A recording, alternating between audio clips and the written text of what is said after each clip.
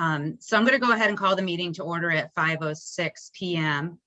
And just pulled up the agenda on the screen. So for anybody who hasn't had a chance to review it, if you want to take a minute and look it over, and I'd like to ask if any of our board members have any additions, deletions, modifications that you see, any issues with it.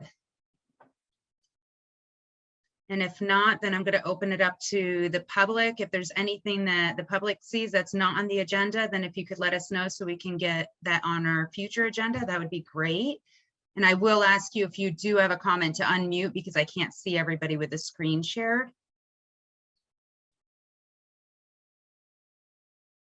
Okay.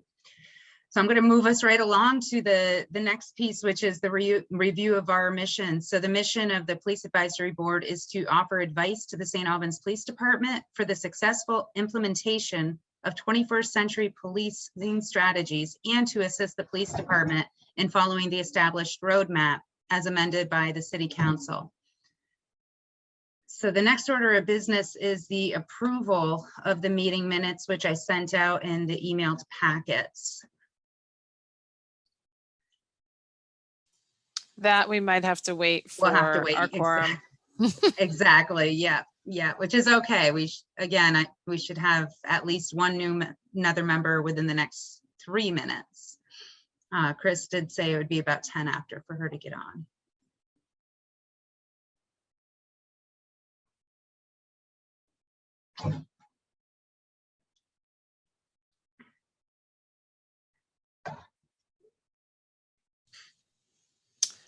I think we can move ahead and come back to that if you.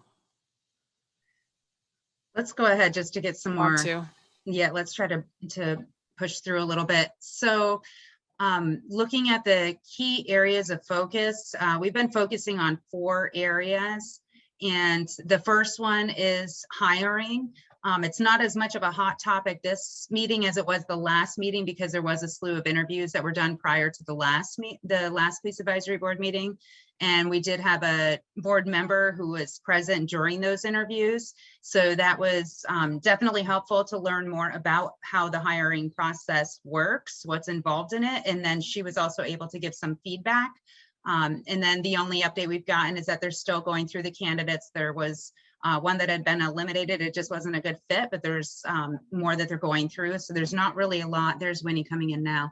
So there's not a lot of new stuff to report on the hiring. The next focal point is the community partnership. And with the community partnership focus, we have acknowledged in all of our meetings that, one of our goals is to be aware of what service providers are in our community, where the gaps are, and how we can partner and use those resources best. So we still have Chris and Winnie attending the Franklin Grand Isle Community Partnership whenever possible, so they can become more familiar. Chris is already a member anyhow, and what Winnie did attend. And I also invited Winnie to a recent training that I did for Voices Against Violence, which Chris Lukens, our other board member, is the executive director for.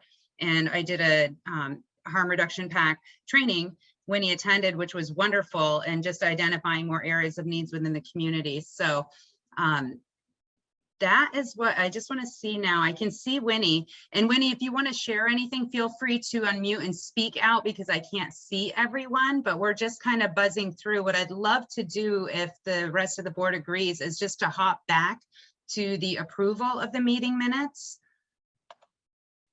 And I'm also going to stop share so I can see you all. So for the board members, if you were able to review the meeting minutes, did you see any edits that needed to be made? And if not, if I could get a motion to accept the meetings as submitted. So moved. So we have Jamie, thank you. Do we have a second? Seconded. Thank you, John. Okay, all in favor? The thumbs up. Okay, any opposed? And it looks like we've got a successful agreement to the meeting minutes. Thank you so much. So again, I was just talking about that second focus area that we were doing with the community partnership, and recognizing, identifying some of the gaps in services, some of the strengths and weaknesses, and partnering up with law enforcement to find out how we can best work with them as community partners. Another thing too, and I don't know how much, I don't want to spend too much time in this area because I know that Jamie's going to touch on it too, but I just wanted to mention the community policing initiative that has begun in our community and what that looks like. So this is separate than the survey, and Jamie will get into more detail on that when we talk about the data piece, but just wanted to at least broad stroke that the St. Albans, here comes Chris too, St. Albans Police Department has started doing some surveys in the community, which is separate than the initiative that this board is doing. And they will speak on that next month so we can get more information about that. And by then it'll have been live for slightly over a month so we can get some feedback on how that goes.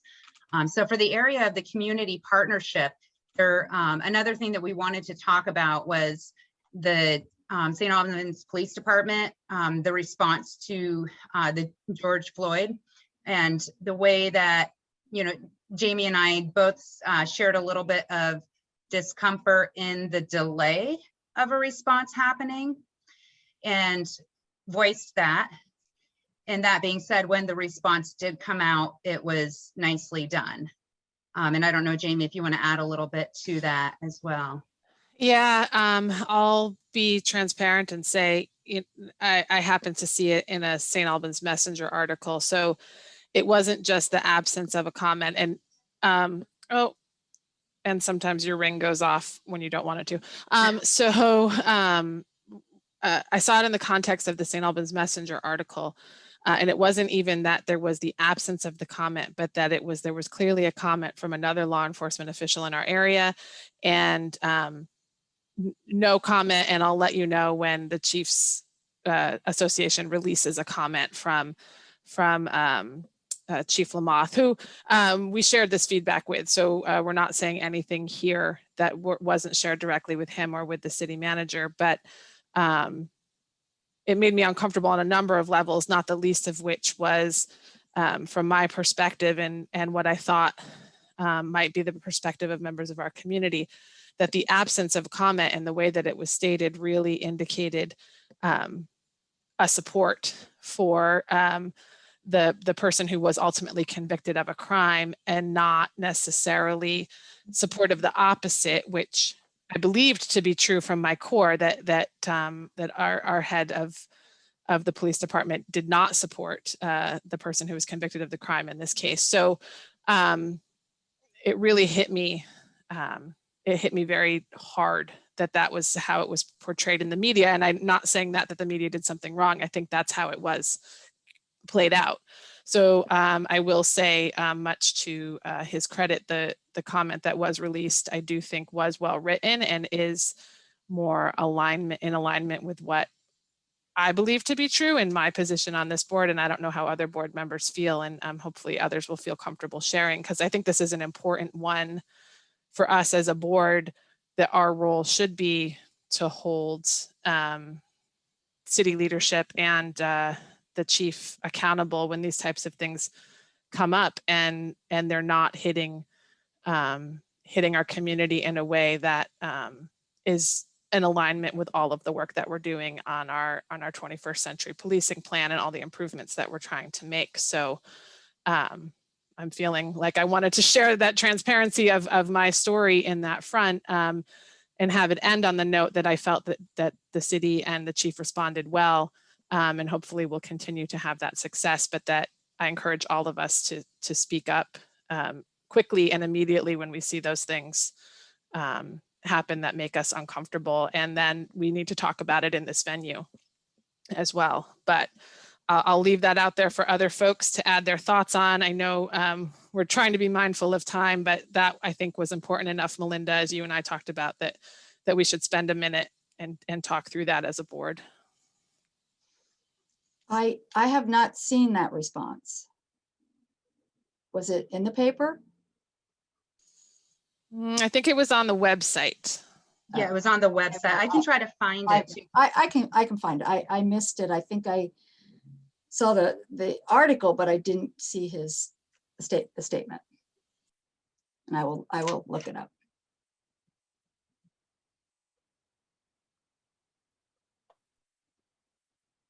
Are there any other thoughts from other board members on your feelings around that? I'm going to leave my comment for when I read the statement because I wasn't aware that a statement was made. I wasn't aware that a statement was made. So I'm going to hold my response until I physically read it. And if I have any questions, then I'll ask those questions, those probing questions. Thank you, Winnie. You're welcome. John, I saw your hand go up too. Yeah, I also haven't yet seen the written response from the chief here, but I guess I agree with what Jamie said, that sort of the lack of response immediately is that's a rough one, you know, because I think that's, especially in this situation, it's a moment where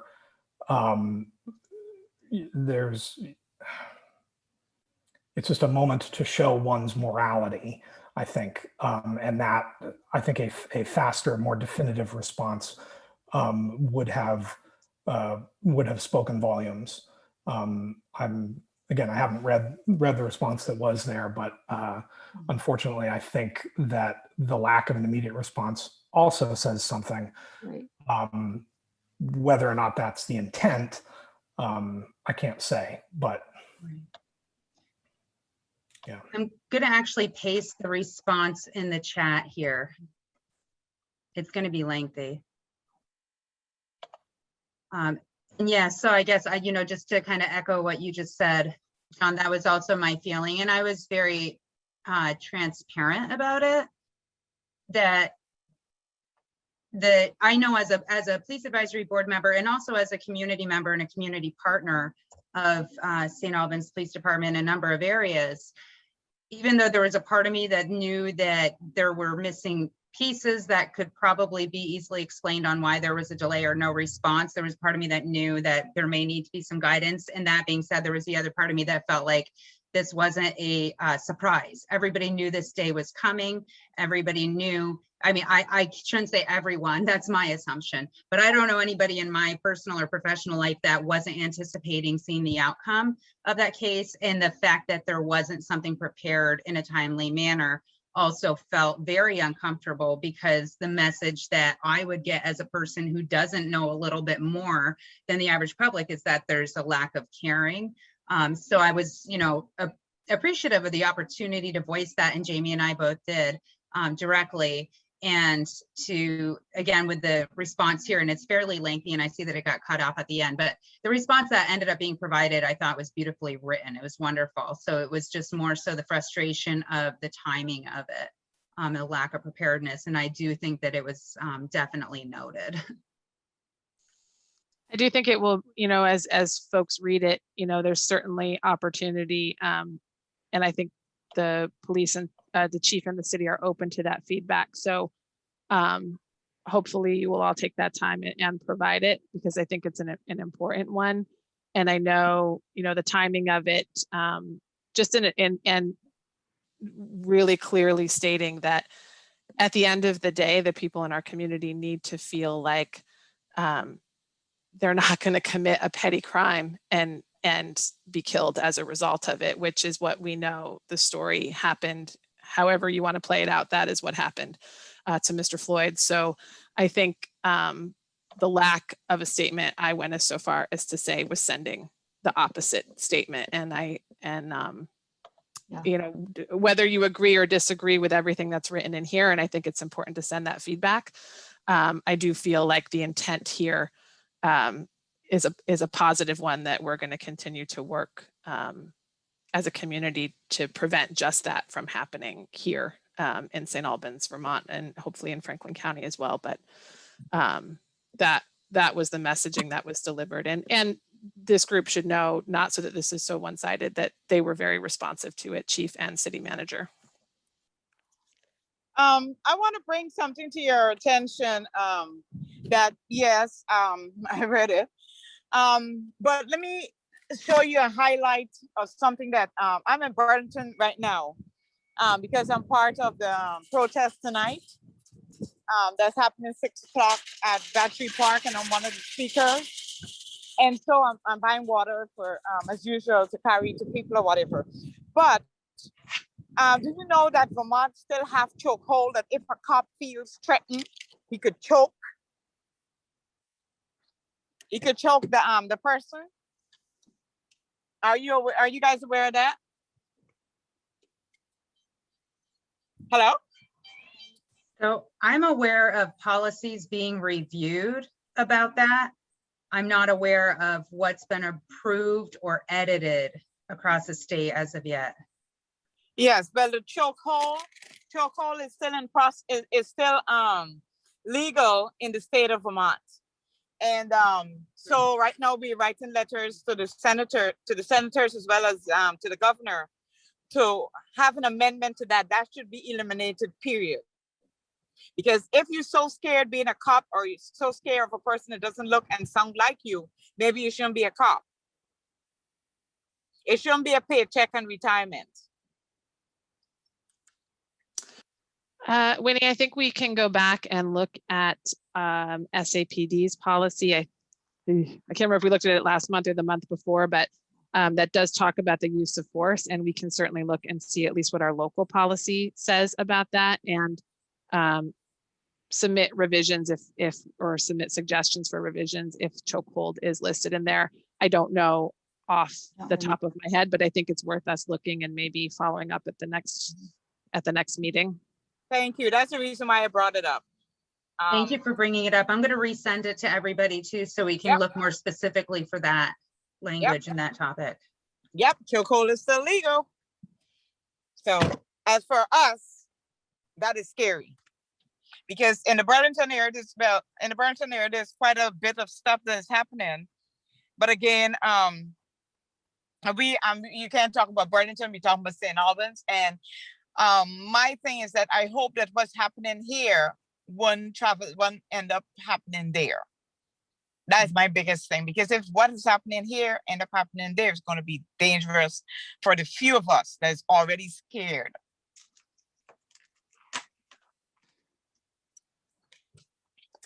Thank you for that, Winnie. Okay, thank you. And thank you for what you're doing. Yeah. Such a force for good. Okay, so is there any other conversation that people want to talk on with the community partnership focus, or can we move on to the next piece, which is the policy and procedure focus? Good to move on. Okay, so I'm gonna kind of turn the floor over to Jamie, where she's gonna discuss some of the policies that have been looked at, and I did send those out in packets last week. I also do have them up, Jamie, so if there's anything you want me to pull on the screen, just say the word. Yeah, I think that, and definitely Chris and John, jump in. I know, we've worked on this focus area together in partnership with Chief, but the main policy that I think is important for this group and for the community to know and understand is the first one on the list, and I've lost all sense of reason, but it has to do with our standards of conduct for our police department. I think it's actually called standards of conduct. It is. Thank you. Yeah, it's been a very long day, apparently. So, and this is one that, we spent a lot of time on providing Chief and his lieutenant with some feedback, but really wanted to highlight for this group for review and discussion, because it is going to City Council at their next meeting. We can still provide additional feedback to them, to Chief, before he brings that. And so even if the group doesn't have anything vocally tonight, we can still come back with, you can send that feedback forward to him. But this is a very long policy, and really highlights a lot of different areas where there are very clear expectations outlined for SAPD and how they should behave. It encompasses, everything from truthfulness to not sleeping on duty to how and where SAPD employees or members of the force can participate outside of work and what they're representing and what the expectations are. And I think for a public standpoint, what I would encourage anyone who's listening today, but the public in general, is that these are areas that if you feel uncomfortable or if you feel that something has been violated that aligns with this, this is our opportunity to bring that forward and public and issue concern, and have the internal affairs policies kick in and all of the different things that happen from a corrective action standpoint. And ultimately, this is data that we want to be able to bring back to this group as we continue to focus on our transparency overall in helping to provide guidance and oversight to the police department in the city. So John or Chris, I don't know if you have anything that you want to add or any areas that you wanted to specifically call out in here. So please jump in.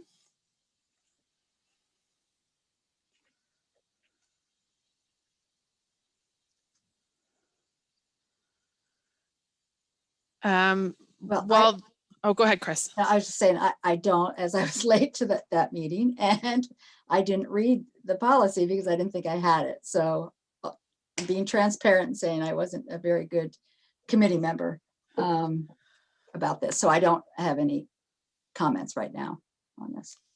Well, I think if we can just scroll down a bit more, Melinda, the one area that I would like to is conduct off duty, I think is where we'll find it.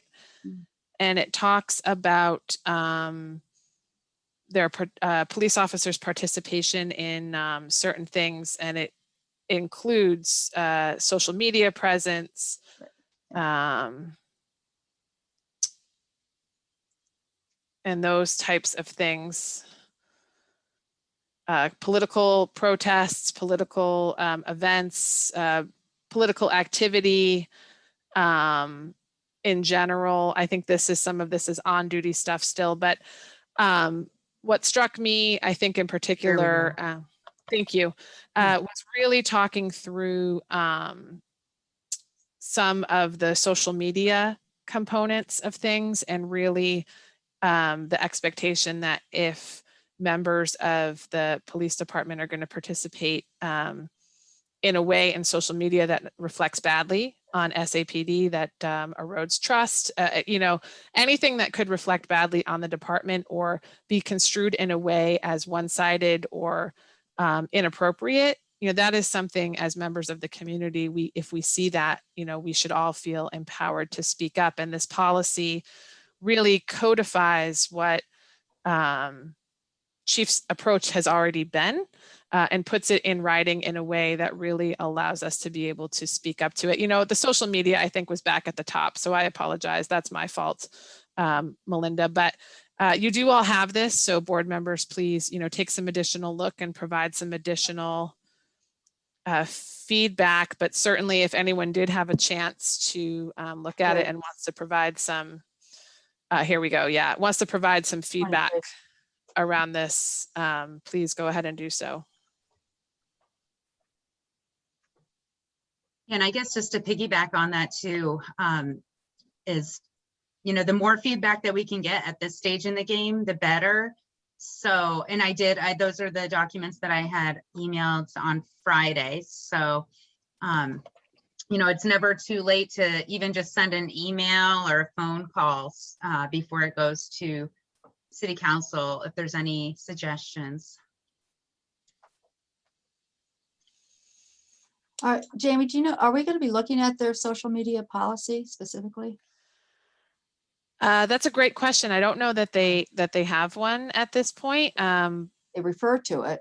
Yeah, so we absolutely can. So we can circle back with the chief and have him pull that forward. Yep. I'm just making a note of that too for next steps.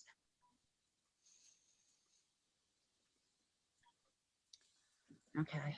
That brings up oh, sorry. No, go ahead, John, please. I was going to say, Chris, that kind of brings up a thought that I've had in the days since we had the meeting about this policy, which is that one of the things we provided feedback on was, being more upfront about the fact that, disciplinary action will happen if this policy is not adhered to. But, then you get back to the fact that it's such a big policy and covers things that are perhaps relatively minor and also things that are very, very serious. Even though it's probably the last thing that they want to hear at this moment, but I almost wonder if, in service of accountability and transparency, I almost wonder if it would not be helpful to break it up into more specific, more specific policies. Like this one policy covers this little, collection of behaviors, and this collection, and then you could attribute, specific, disciplinary action or investigative action to a certain set of policies, rather than the sort of kind of vague, some disciplinary action will be taken if this policy isn't adhered to. I don't know. That's just a thought I've been rolling around in the past couple of days.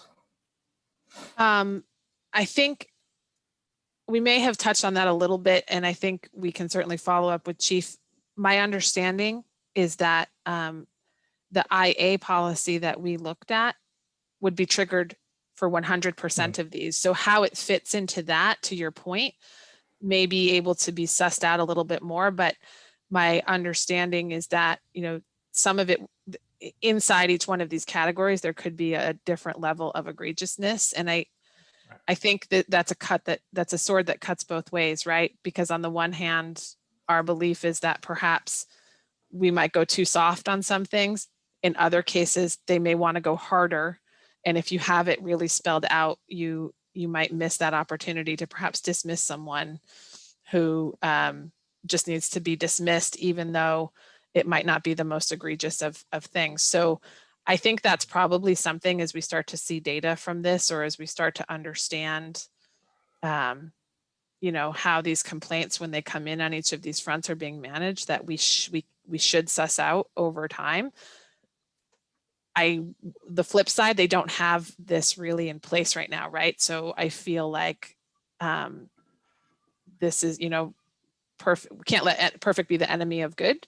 But I think it's worth asking him that question and having that be in the back of his mind as we work through some of the data that we'll want to see over time.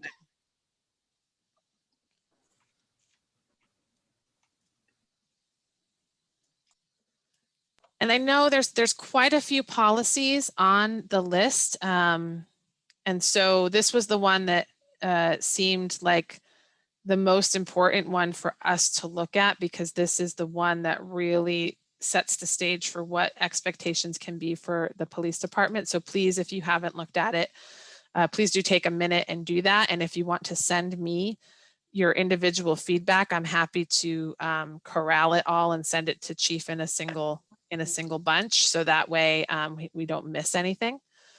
But if we can go back to the agenda for a second, Melinda, and we can just maybe talk quickly about the other ones that are on the list. So right now we're going to see a large amount of policies, just because Chief really is committed to wanting to update policies that need updating and getting the right policies in place that maybe didn't exist before, which is all important work.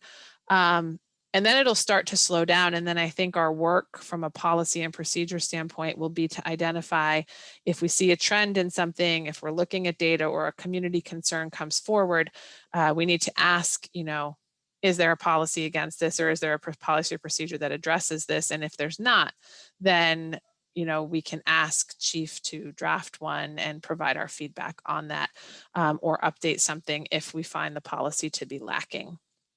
So I think we'll have to sort of work through this over time as to how this works. But the other policies that are headed to City Council on Monday, the missing person response, the lethality assessment program, and Chris, the domestic violence investigation policy, which I know you spent a lot of time providing insight on, and then the mental health response policy, which also I think Danielle spent a lot of time in her work at NCSS, but maybe you as well, Chris, providing some feedback on. So there was key stakeholders from our community partnerships that are being asked to provide information and feedback on these policies.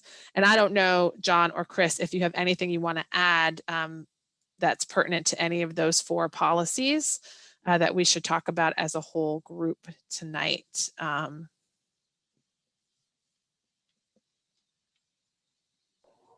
Yeah, I was kind of curious too, like Chris, if you had feedback on the domestic violence one, what your thoughts are on what was, I don't want to say the finished product, so to speak, because there's room for editing, but on what the most recent draft that was sent, what your thoughts were on it.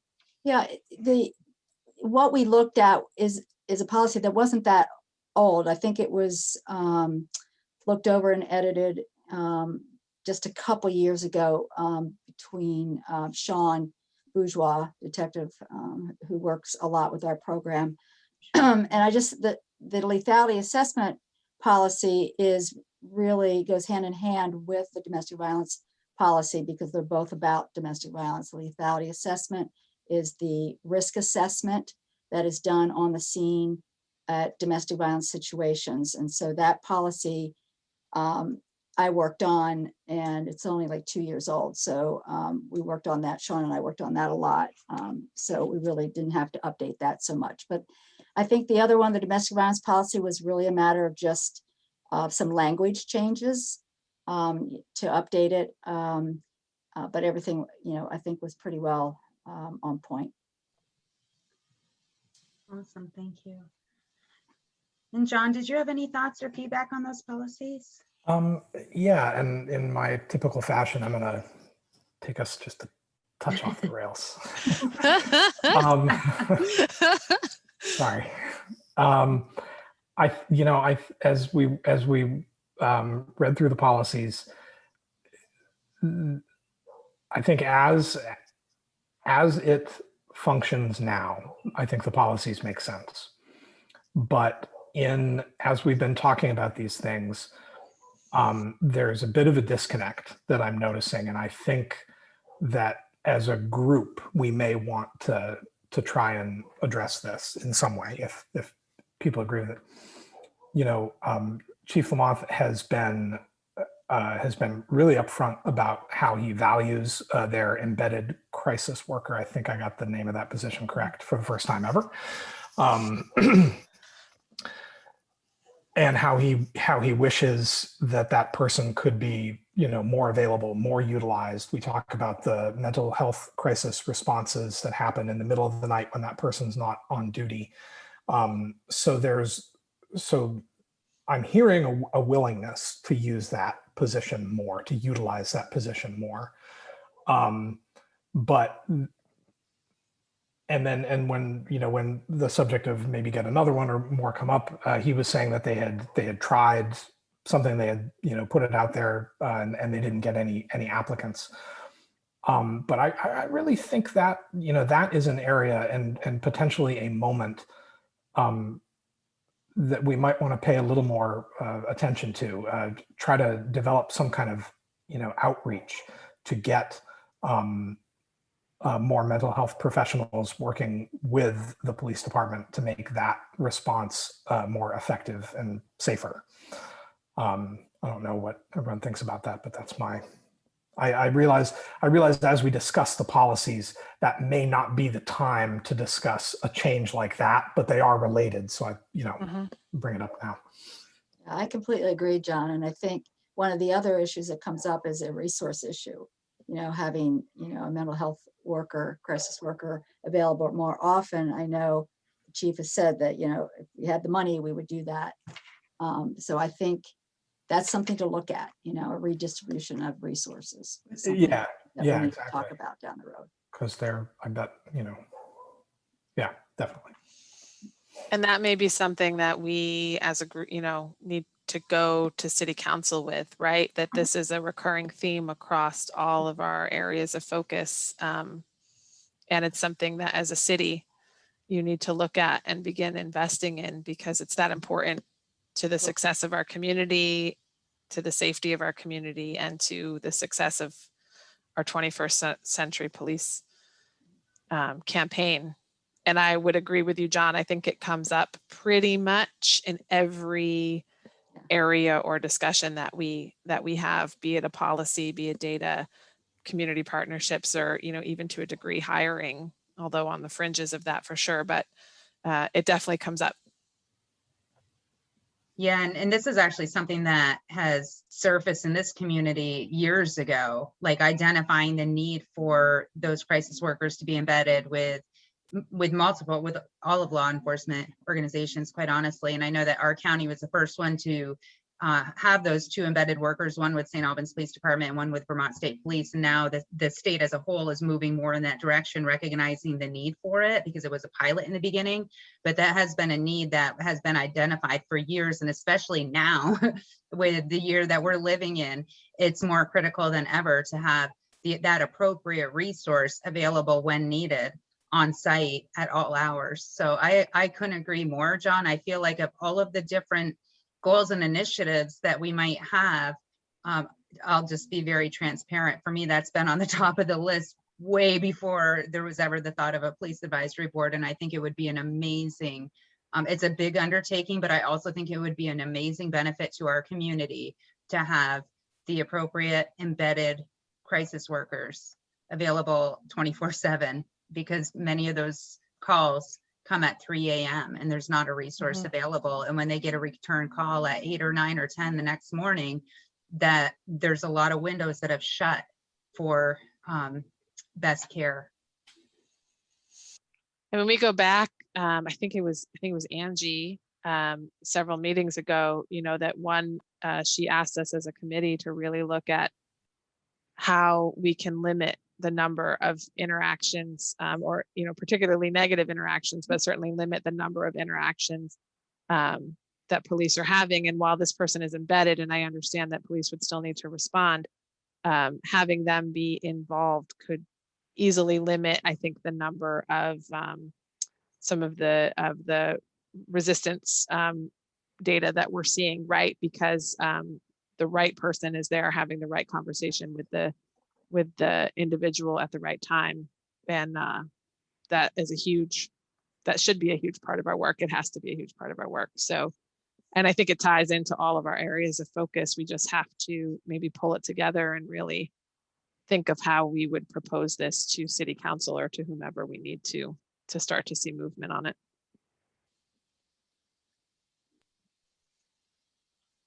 Thank you so much, John, for bringing that up. Is there any other discussion before we move? I'm going to take, yeah, go ahead, Jamie. No, I was just going to close out the policies by saying, again, you know, take a look at all of them. If you see anything that's concerning or anything that you need Chief to know, send them my way. And I've committed to him that we would have feedback to him no later than Friday morning. But if I could have it all by Thursday, that would be ideal. And that gives him time to take that feedback, determine if it's something that they can use moving forward or not. And he's very transparent. So I believe that he would get back to us with what he has decided to add and what he might not have added and why. So, so if we could have your feedback by Thursday night, that would be great. Thank you so much, Jamie. And I'm going to slip us into the next piece, which was the data. And I don't think there was a ton, but I know that you did want to talk about the survey. Yeah, so I think up above, Melinda had under the community partnerships that St. Albans Police Department has launched their own survey that's based on, and I'm not going to do this justice in the same way that Lieutenant Weatherby or Chief would, but it's based on a national movement. And my neighborhood was one of the test areas. So I actually completed the survey myself just last night.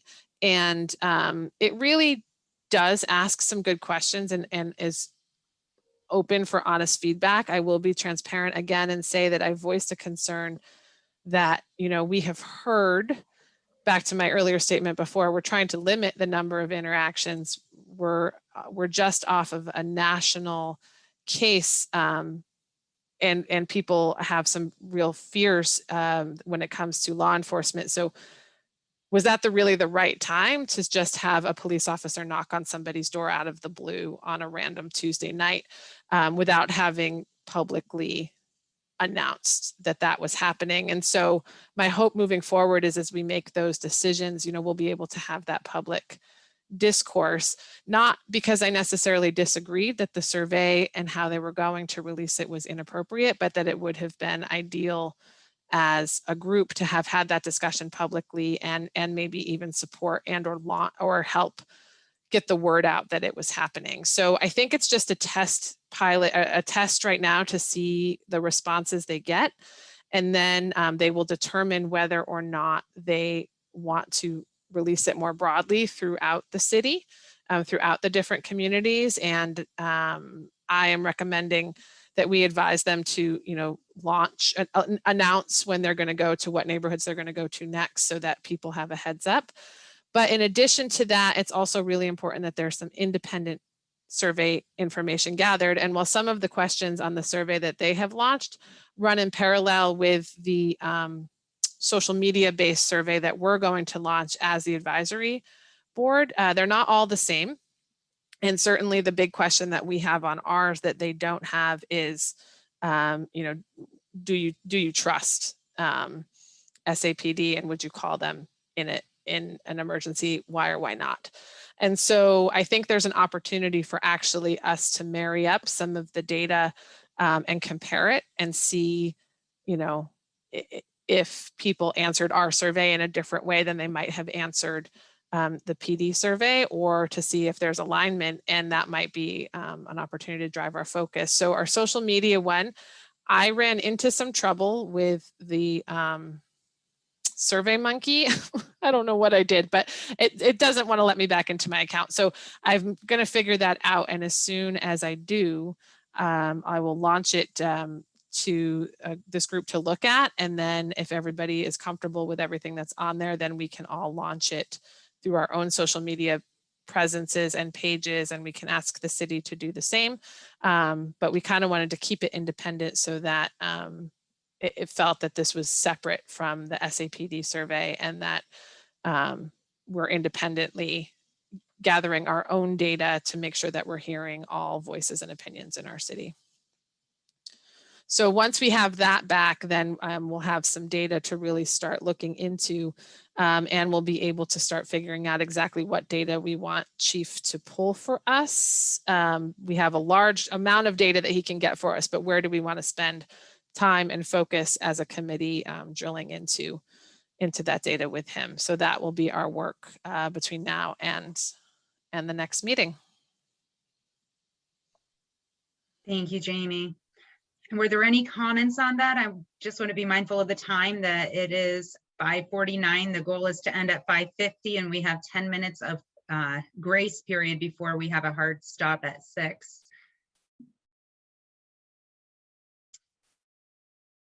Okay, so at this point, I'm going to move in the agenda, and we're going to go to public comment and open the floor for anybody who's joined us from the public.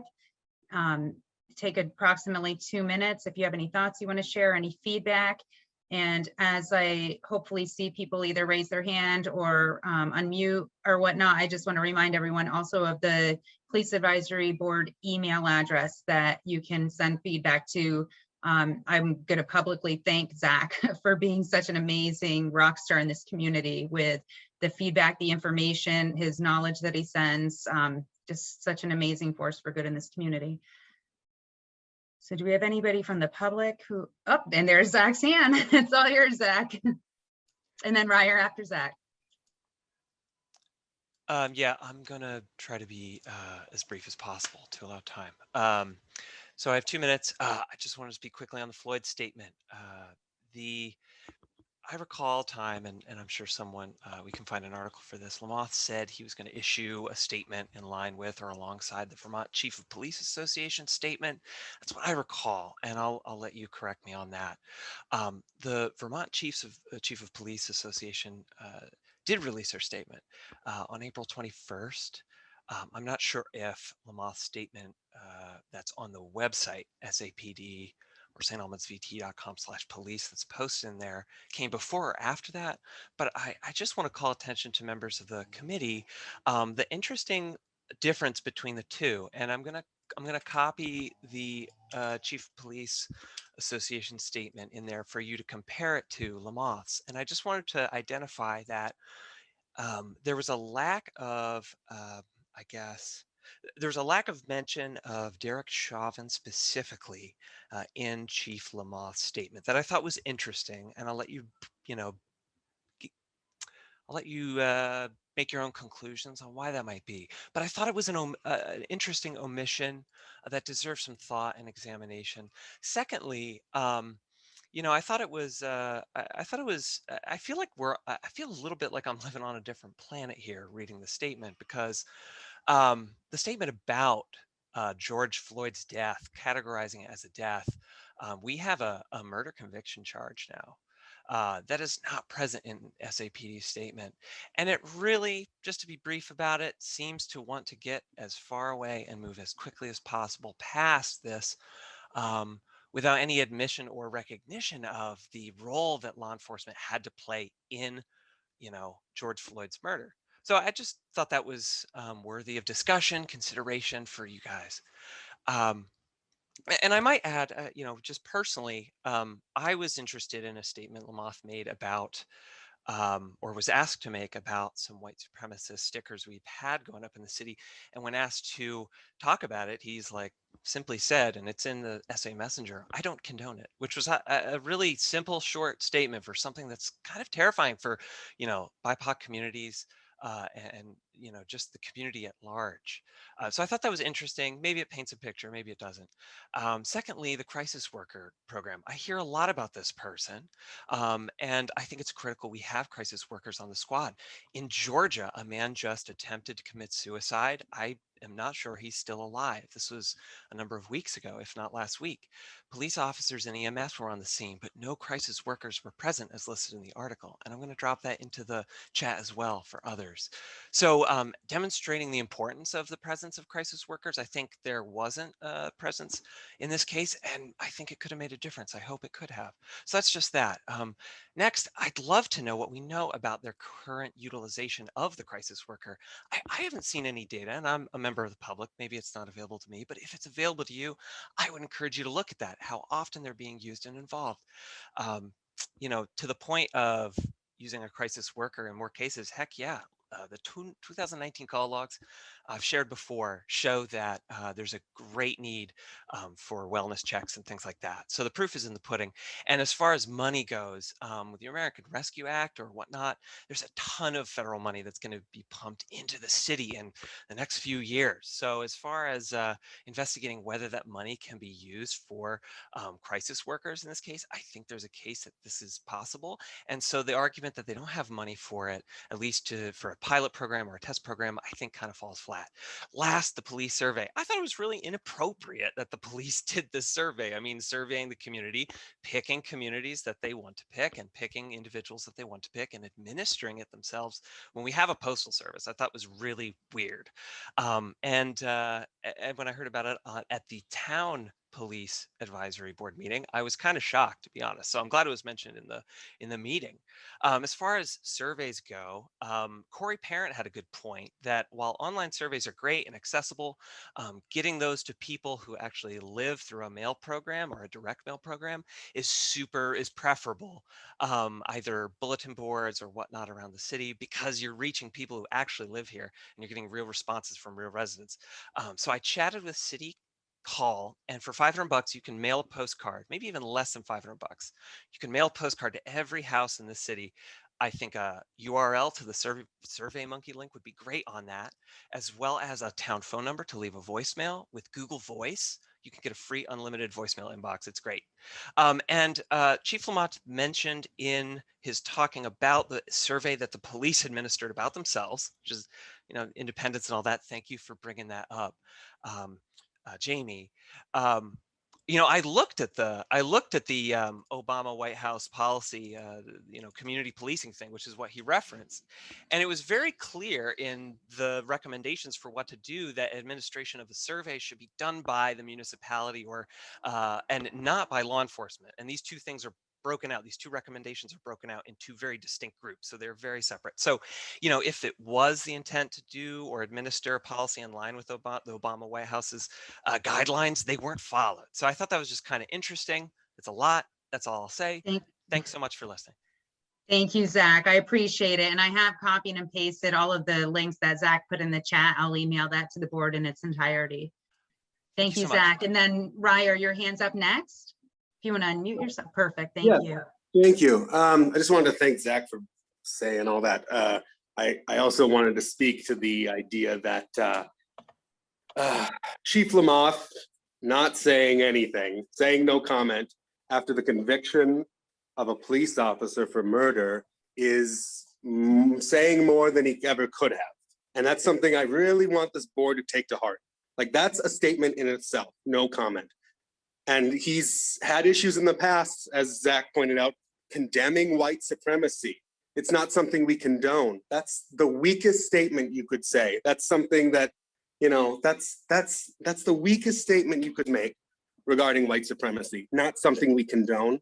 That, I mean, I really want this board to think about these things. There are Black community members who have hear the chief of police saying he doesn't condone white supremacy. He has no comment about the murder conviction on 3 charges of a police officer on a Black man after a year of this. They didn't develop a statement.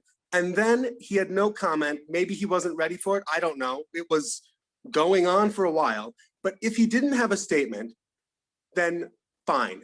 The statement he should have drafted would have been amazing. It wasn't. It didn't talk once about race. It didn't talk once about racism. It didn't talk once about Derek Chauvin. It did absolutely nothing to strengthen my trust in the police department here. It was one of the weakest things ever. And instead of actually talking about Derek Chauvin, instead of talking about a murder that we witnessed over 10 minutes of live video, it just talked about how great this department's gonna be. It told us to move past pain. Some of us aren't ready to move past pain. It told us that we were supposed to work together. I don't want to work together until I have someone to work with. So I just want the board to really, really think about how that affected so many of us. I have every day at my door, not every day, sorry, once a week next door, police come to the house. Occasionally, now 3 times, they have come to my door. Once they came to my backyard. I complained to Dominic Cloud about this, and he said they had the wrong address. So another thing maybe the police department needs to do is work on number reading, because they know the house next door is a problem, and they come to my door and they knock and they scare my kids, they scare my wife, they scare me, because I don't have police at my door, a uniformed, gun-toting person at my door who has qualified immunity and would get away with killing me if they wanted to. And I know now that the police department wouldn't have much to say. And the fact that this police department sent uniformed, armed people to doors to knock and have them do a survey, and the idea that they think that they would get a real result, an honest answer from people over that, is shocking. This is a shocking thing. We're not even talking about like advanced theory of policing, advanced theory of civil rights. These things we're talking about are basic, just basic thinking. Don't have an armed person go to a door, knock, and ask them, do you trust the police? That doesn't make sense. I really want this board to think about the way these things are interpreted, not from a white lens, from a Black lens, because from a Black lens, these things all tell a very telling story that is terrifying to me as a Black man in this community who has Black children. And I really want the social media thing. I think all of you need to look at the social media of the police department here, because I have, and I can tell you, there are members of the police department who are on pages, who mock George Floyd's death, who have racist caricatures, pictures of racist caricatures, who talk about the China virus. This is not me making it up. I have done it since day one in this community because I needed to know who the SROs were around my children. And these are SROs. So please, please, please think about all these things from a lens other than your own. Thank you. Thank you, Ryer. Appreciate your feedback. Thank you. And I know we're out of time, and I don't want us to get bumped off. So I want to thank everyone for joining. I want to thank the board members again for faithfully being part of this board.